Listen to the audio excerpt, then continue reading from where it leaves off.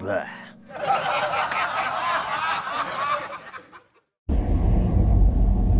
You know, I gotta tell you, I am really happy that there is a new Wes Anderson movie coming out. I'm always happy when there is a new Wes Anderson movie coming out. I didn't used to be happy. I used to loathe Wes Anderson. I was so like stuck up and pretentious and just was like, I just didn't understand his craft. And so I always like just would roll my eyes to the back of my head. I guess maybe I always sort of associated Wes Anderson with like, hipsterdom of the aughts and even into the 2010s. And then I want to say it was around, God, what movie was it? It had to be around maybe Moonrise Kingdom. I saw Moonrise Kingdom and suddenly it all just clicked for me.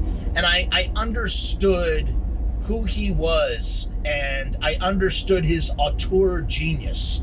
And, when you use a word like auteur, it's like there's no person better to apply it to than a guy like Wes Anderson. Even when I loathed Wes Anderson, I still liked The Life Aquatic. That was probably his most accessible film.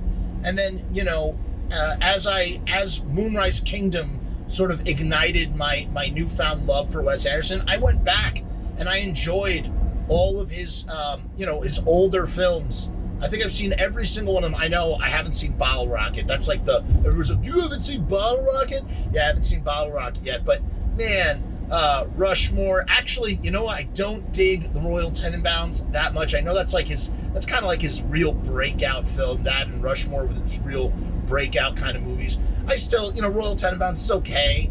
It's not that great. But he's kind of like a fine wine. His movies get better and better for me the older I get, and the more films he does, they just get better. And man, from Moonrise Kingdom on, that's not true. I loved Fantastic Mr. Fox. Which is this sort of stop motion version of the Roald Dahl film. And I just have such a newfound appreciation for that aesthetic that I used to hate on so much. I'm in awe of it now. And maybe that comes from making a few films and trying to be a cinematographer and then looking at the flawless style. I think one day, maybe after Wes Anderson is long gone, people will compare Wes Anderson's aesthetic to Kubrick. He has sort of a Kubrickian aesthetic.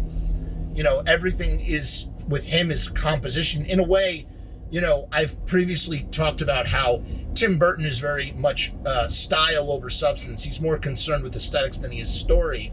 And maybe Wes Anderson is to an extent too, but his aesthetics are always so pleasing and always so delicious and wonderful to take in that you can even overlook some of the stories aren't paper thin. They're just they're plain stories. And it's really like Wes Anderson's excuse. He wants to like show a cutaway section of a hotel.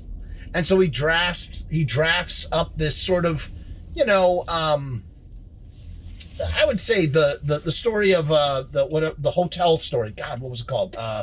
Great movie, but the name, the hotel, oh my God, it's on the tip of my tongue, which I also absolutely adored. That was his follow-up to Moonrise Kingdom.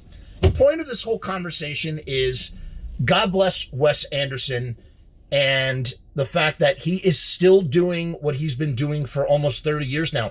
He is still churning out these aesthetic marvels, these little auteur films that have these large ensemble casts. They're packed chock full of dry comedy. I mean, that's what he specializes in.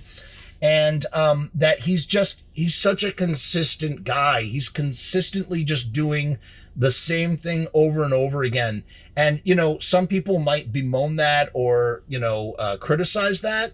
But in this case, it just works. And, we're living now in an age where everything's IP driven. It's all franchises and world building and sequelizing and check the end credits for this movie and to see what's happening in the next movie. And we don't have ensemble comedies the way we used to, and all of that stuff has sort of been relegated to this smaller pool of like, Neon and A24 and XYZ, all these like smaller studios that are putting out these sort of, probably, in the 10 to 30 million range, I guess, films that really are original stories. Because that's the thing. And that's the thing about Wes Anderson. All of his stories are very original stories. They're not based on anything. Like, again, if you don't have like a piece of IP, then you're not going to be successful in any kind of meaningful, at least financial success. It's a lot harder when it's just like an original story. And we've lost that. We had that with Babylon. Babylon was another example. Like Babylon, if Babylon had come out in the 90s, it would have been its own friggin', what's it called? Wow. I'm like, everything that I need to remember is like falling out of my head today. Boogie Nights. It would have been heralded in the same way that Boogie Nights was. And because it came out now, it was a flop. Babylon was a flop. But Babylon was a masterpiece, man. And it's just like no one is taking swings on trying like original ideas or original concepts. And it's not even that like Babylon was something like utterly and completely original. It was just like, it's just something that's not based on anything. You just don't see that anymore. Even, I was just talking with my friend Bob Rose, shout out to Bob. We were talking about Reddick and how, we make fun of Vin Diesel and how, family. But, Vin Diesel, he really did. He tried to make his own like Star Wars. And, he didn't really succeed. I mean, it was marginally successful. It has a cult following, but, Chronicles of Riddick was not the blockbuster success that everybody thought it was going to be in launching its own sort of franchise. I guess you could call that a franchise. The point is that he swung for the fences and he tried with something that was original. So the fact that Wes Anderson is still doing the same thing, and there's a few guys like him. Quentin Tarantino's another one. Wes Anderson, he's about to make this is his 11th film. He's still out there doing it, man. And it's just so great. I'm so happy. I'm just so happy. It's like, I don't need to know what the plot is. I don't even need to watch a trailer, although I did watch a trailer.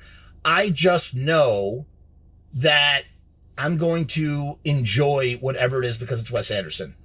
And that's the thing. There are just certain directors where the director is really the star, even more so than the cast of the ensemble. And I guess maybe that's what makes an auteurship an auteurship. You're going for the authorship of the film, whereas with these big Marvel movies, like, sure, you might know the director's name, especially if you like know a thing or two about movies or if you're on the up and up. But generally speaking, people don't know the names of the directors. They know the names of the characters. They don't even know the names of the actors per se. They just know, oh yeah, that's Captain America. That's Spider-Man. And that's not me. I love all that stuff too. I love Marvel. I love DC. I love Star Wars. I love all of it. But it's just like nothing else can poke through. Oh, this is based on a children's storybook. Therefore, it's getting made into a $100 million movie that we're going to try and sequelize 100 times over. It's like, oh, what is it based on? If it's not based on anything, then we're not going to do anything. So the fact that we have this brand new movie from Wes Anderson coming out in this way, I'm a happy camper. And I can't wait to see it. I will be the first in line to check it out. And someday, I hope there is a grand, robust, mother effing box set of all of Wes Anderson's wonderful masterworks.